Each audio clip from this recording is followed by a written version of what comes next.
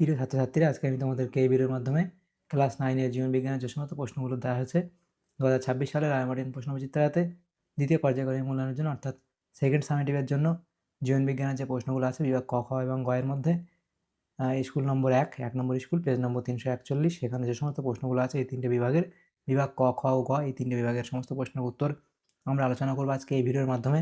তোমরা ভিডিওটা শুরু থেকে শেষ অবধি অবশ্যই দেখবে, আর চ্যানেল যদি নতুন হয়ে থাকে অবশ্যই তোমরা চ্যানেলটাকে সাবস্ক্রাইব করে রাখবে পরবর্তী যে স্কুলগুলো আছে সেগুলোর প্রশ্ন উত্তর পাওয়ার জন্য। আজকে আমরা আলোচনা করব 1 নম্বর স্কুল 341 নম্বর পেজ। তো এখানে দেখো যে প্রশ্নগুলো আছে, প্রথমে 1 নম্বর স্কুল, সেখানে আমাদের বলা আছে বিভাগ ক। বিভাগ ক এর মধ্যে 5টা আমাদের প্রশ্ন আছে, 1 নম্বর করে দেওয়া আছে 5 নম্বর। 1-এর দাগে বলা আছে কি, সঠিক উত্তরটি নির্বাচন করে বাক্যটি সম্পূর্ণ করে লেখো। 1-এর দাগে 1-এর প্রশ্ন, এখানে দেখো কি বলা আছে যে মানুষের ছেদক দাঁতের সংখ্যা হলো, তাহলে মানুষের ছেদক দাঁতের সংখ্যা হলো, সেখানে অপশান বি অর্থাৎ 4টি। এর পরবর্তী প্রশ্ন 2-এর দাগে বলা আছে রক্তবাহে উপস্থিত রক্ততঞ্চন রোধক পদার্থটি হলো, দেখো প্রথ্রম্বিন, হেপারিন, সোডিয়াম সাইট্রেট নাকি অনুচক্রিকা, তাহলে এখানে অপশান বি হবে সঠিক উত্তর, হেপারিন। এর পরবর্তী প্রশ্ন, সালোক সংশ্লেষ প্রক্রিয়ায় কী ধরনের শক্তি রূপান্তর ঘটে, তাহলে সালোক সংশ্লেষ প্রক্রিয়ায় কী ধরনের শক্তি রূপান্তর ঘটে, সেটা এখানে হবে আলোক শক্তি থেকে রাসায়নিক শক্তি, সেখান থেকে খাদ্য মধ্যস্থ স্থৈতিক শক্তি, তাহলে এখানে অপশান সি হবে সঠিক উত্তর। এর পরবর্তী প্রশ্ন বলা আছে ফিতাকৃমির রেচন অঙ্গ হলো, ফিতাকৃমির রেচন অঙ্গ হলো কি, তাহলে ফিতাকৃমির রেচন অঙ্গ সেটা হবে অপশান সি, অর্থাৎ এখানে কি হবে, সেটা হলো ফ্লেম কোষ। এর পরবর্তী যে প্রশ্ন সেটা বলা হয়েছে, দেখো 5-এর দাগের প্রশ্ন, যে পদার্থ কোন জোটটি সঠিক, সেটা হবে অপশান এ, অর্থাৎ রসের উস্রোত জাইলেম কলা, তাহলে এখানে যে এমসিকিউ টাইপ প্রশ্নগুলো ছিল সেগুলো হলো।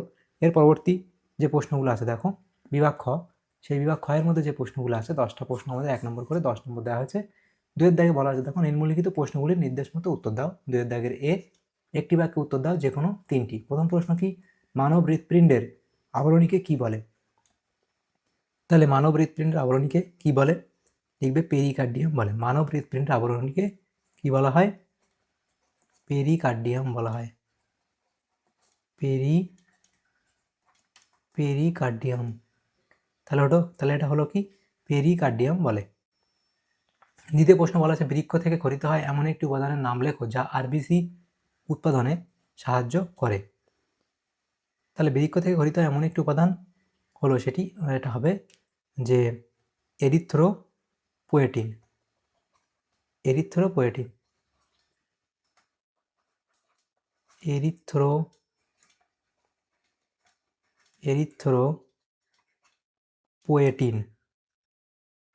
এর পরবর্তী প্রশ্ন কি, দেখো তাহলে এটা এরিথ্রোপোয়েটিন। এর পরবর্তী প্রশ্ন দেখো কি বলা আছে, ক্লোরোফিল অণুর কেন্দ্রীয় ধাতু হিসেবে কোন খনিজ মৌল থাকে, তাহলে সেটা হবে ম্যাগনেসিয়াম, তাহলে সেটা হচ্ছে কি ম্যাগনেসিয়াম। এর পরবর্তী প্রশ্ন কি, বিসদৃশ্য শব্দটি বেছে লেখো, পেপসিন, লাইপেজ, ট্রিপসিন এবং ইরেপসিন, তো এখান থেকে আমাদের যেটা আলাদা হবে, এই লাইপেজটা আমাদের এখানে আলাদা হবে। পরবর্তী প্রশ্ন বিয়ের দাগে কী বলা আছে দেখো, শূন্যস্থান পূরণ করো যে কোনো 2টি। তো এখানে প্রথম প্রশ্ন কি, যকৃতে অর্নিথিন চক্রের মাধ্যমে ড্যাশ তৈরি হয়, তাহলে যকৃতে অর্নিথিন চক্রের মাধ্যমে কি তৈরি হয়, সেটা এখানে হবে, তোমরা লিখবে ইউরিয়া তৈরি হয়। এর পরবর্তী প্রশ্ন কি, বাষ্পমোচন মাপার যন্ত্রের নাম হলো, তাহলে সেটা হচ্ছে কি পোটোমিটার। বাষ্পমোচন মাপার যন্ত্রটির নাম হলো কি, সেটা তোমরা লিখবে পোটোমিটার, এটা পোটোমিটার।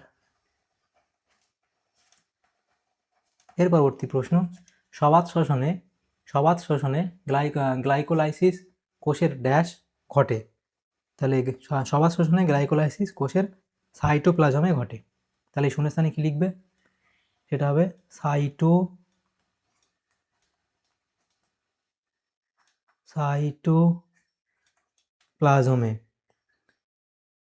সাইটোপ্লাজমে ঘটে, তাহলে এটা হবে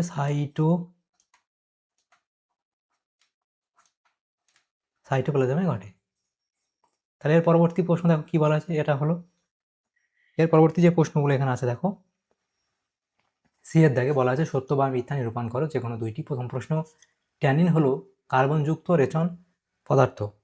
ট্যানিন হলো কার্বনযুক্ত রেচন পদার্থ, এটা এখানে সত্য বলা হয়েছে। পরবর্তী প্রশ্ন, স্বর্ণলতা এখানে দেখো দুইয়ের দাগে বলা আছে স্বর্ণলতা একটি পূর্ণ পরজীবী উদ্ভিদ, তো এটা এখানে আমাদের সত্য বলা হয়েছে। তৃতীয় প্রশ্ন কি, পিত্তাশয়ে পিত্ত উৎপন্ন হয়, এটা এখানে ভুল বলা হয়েছে। এর পরবর্তী প্রশ্ন দেখো, ডি এর দাগে বাম স্তম্ভের সঙ্গে ডান স্তম্ভের সম্পর্ক স্থাপন করো। তাহলে এখানে বাম স্তম্ভের সঙ্গে ডান স্তম্ভের সম্পর্ক স্থাপন করতে বলা হয়েছে। এদিকে বাম স্তম্ভ, এদিকে ডান স্তম্ভ দেওয়া হয়েছে। তো এখানে দেখো কফি, তাহলে সেটা এখানে বি এর সাথে মিলবে ক্যাফিন, এবং জাইমেজ সেটা আমাদের মিলবে সি এর সাথে ইস্ট নিঃসৃত উৎসেচক। তারপর আছে টায়ালিন, সেটা হবে এর সাথে মিলবে লালারস। তাহলে এখানে এগুলো যে হলো। এর পরবর্তী যেগুলো আছে দেখো, বিভাগ গ, সেখানে আমাদের পাঁচটা প্রশ্ন 2 নম্বর করে আমাদের উত্তর করতে হবে। 3-এর দাগের প্রশ্ন, যে কোনো 5টি প্রশ্নের উত্তর দাও। এখানে আমাদের টোটাল 7টা প্রশ্ন আছে, 7টা প্রশ্ন উত্তর আমরা আলোচনা করব এখান থেকে এ অবধি। তাহলে দেখো প্রথম প্রশ্ন কি, মানবদেহের শ্বাসক্রিয়ায় সহায়ক দুটি পেশির নাম লেখো। তো লিখবে মধ্যচ্ছদা বা ডায়াফ্রাম, দ্বিতীয় লিখবে ইন্টারকোস্টাল পেশি। তার পরবর্তী প্রশ্ন দেখো বলা হয়েছে থিবেসিয়াস কপাটিকের অবস্থান ও কাজ লেখো। তাহলে অবস্থান এবং কাজ তোমরা লিখবে। 3-এর দাগের প্রশ্ন, গ্লোমেরুলাস দ্বারা পরিস্রুত তরলকে মূত্র বলা যায় না কেন, সেটা তোমরা এই অবধি লিখবে। এর পরবর্তী যে প্রশ্ন সেখানে দেখো বলা আছে কোন কোন বলের দ্বারা রসের উৎসরণ ঘটে, সেটা লিখবে। তার পরবর্তী প্রশ্ন, স্ট্রোমা ও স্ট্রোমাটার দুটি পার্থক্য লেখো।